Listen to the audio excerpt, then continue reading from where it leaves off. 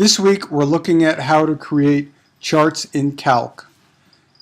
There are several ways to do it, and I'm going to start in this video by showing you how to create the chart using the wizard, but then I'll show you some shortcuts in the next couple of videos.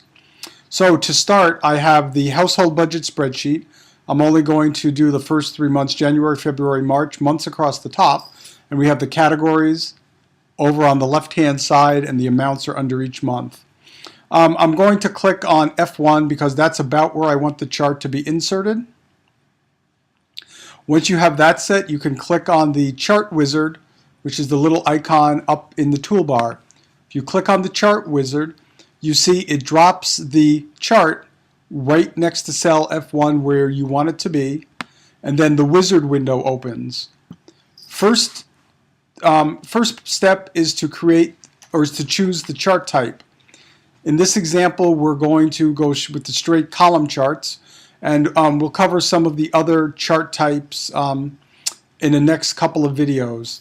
So we can accept the column as the chart type, and I'll click next. You can see it's trying to guess what the data range is, and if you look, it's picking F1 where we started. There's nothing in F1, so we're going to select the data range that we want. And I'm going to click on A1 and click down to D8 where the March food amount is. And you can see by clicking the data range, Calc is smart enough to know that we're going to organize our data in the different columns by month, and then along the x-axis are the categories. So for example, we have rent for January, February, March, car payment, January, February, March, and so forth. And that's fine. So we selected the data range.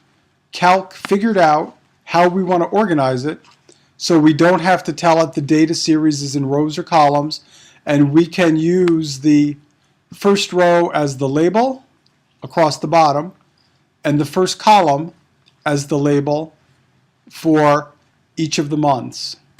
So Calc figured that out for us, and we can click next. If we needed to fix the data series, we could do that, and I'll show you how to do that in another video. But for now, it all looks good. We'll click next. And in this last